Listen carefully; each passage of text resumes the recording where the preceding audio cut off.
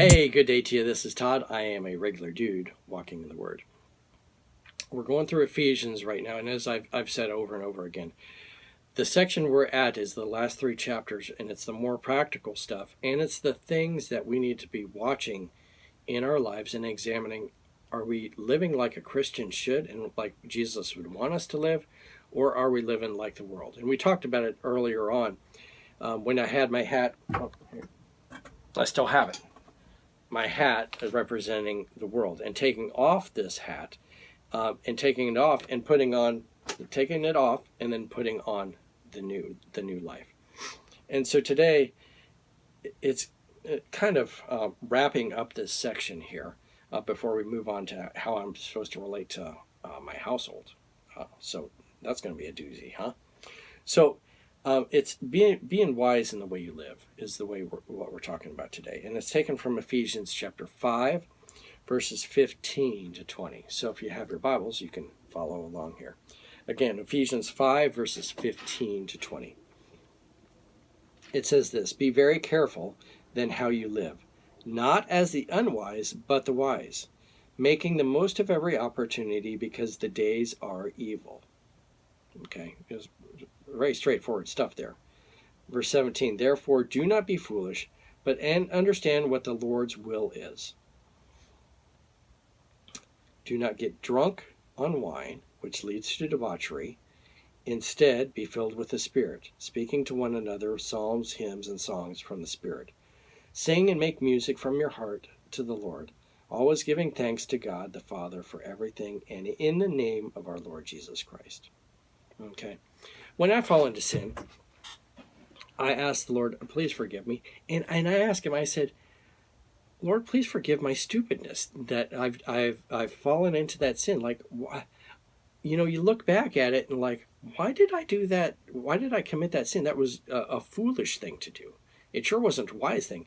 I didn't think about it beforehand and go, oh, for me to commit that sin, that is such a wise thing to do. Never thought that at all, okay? I just went ahead and sinned, and then as later on, that sin, I look back and I'm like, oh, that was a stupid and foolish thing to do, all right? And so Paul is saying, be wise in the way you live, and make the most of every day here, okay? But let's go through it. Verse 18, some people twist this verse all way out of context here. It says, "Do not get drunk on wine." All right? The problem isn't the drinking. The problem is getting drunk, okay? And when you're drunk, what's controlling you? It's not the Holy Spirit controlling you.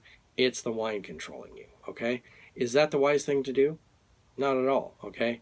I need every brain cell in my head to be working properly, and I need the Holy Spirit flowing through me to live the way God wants me to. I don't need something else controlling me, okay? And you could substitute the wine with drugs and so forth else. Don't have anything else controlling you, okay? That is foolish, all right? And Paul is saying that. Don't be foolish about that.